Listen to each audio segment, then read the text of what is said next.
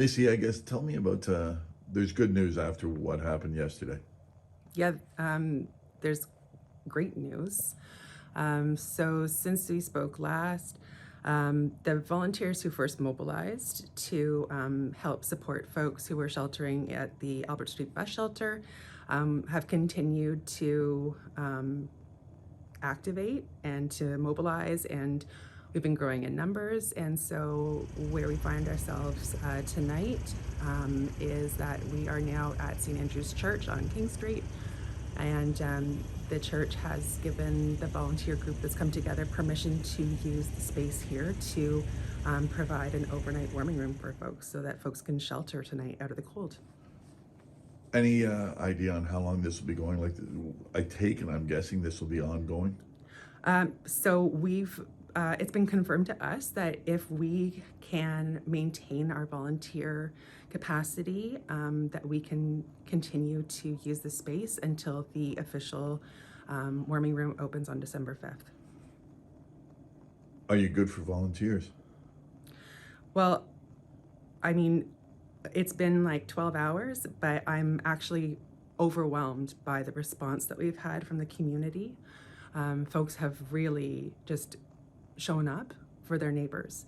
And so if the outreach we've received from folks saying, I want to help, is just what we've heard today is any indication, I think we're going to be good.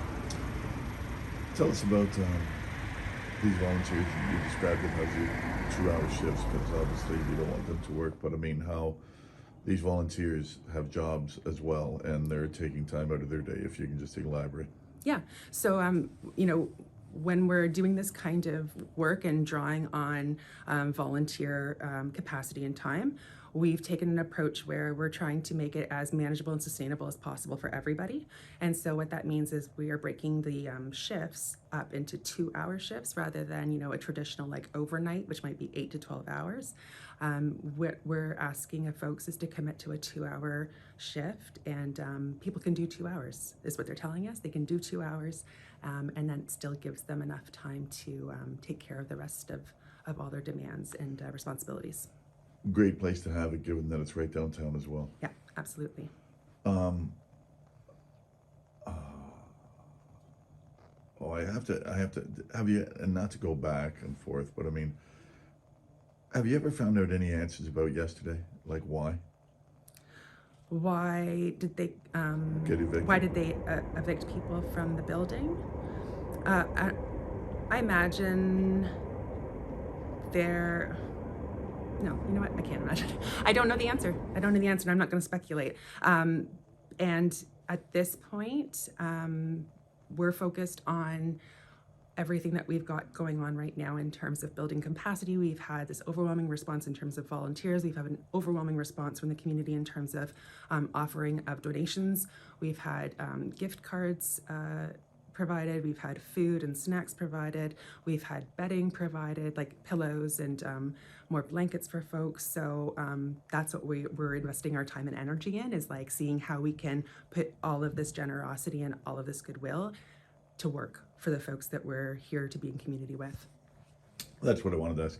Did the message get out to those who are in need about St. Andrews? Yeah, yeah. I mean, word will continue to spread, but the great thing about the network of volunteers is that a lot of us are already, have already been in community and deeply engaged with the folks who are seeking shelter. So we've been able to sort of start the sort of, word of mouth train and getting the word out to folks. And just the last question, if you can, just overall the last from Saturday to now, it's been a roller coaster ride of emotion. If you can just elaborate on that, and but it has been like covering it. It's just the ups and downs, and it just must be the same. Obviously, more so for you. Yeah. So what gives me a lot of reflection is that if this emotional impact that you're describing is what you've experienced, what I've experienced, I try to imagine what that experience has been for the folks who didn't have the benefit of going home into a warm bed in between the bursts of activity and emotion, right? It's been a lot of really rewarding work mixed in with a lot of frustration, a lot of anger, a lot of worry. But when I think about the folks who are going to benefit from having access to this warm, safe space tonight, it's all worth it. And my experience doesn't compare to theirs. So when will it, going forward, what are the hours, I guess, of the St. Andrew's warming room, I guess? Yeah. So my understanding is, and It could fluctuate. will confirm. No, I think when we want to be consistent so that people know what to expect, but I believe it's going to be 8:30 until 8 a.m.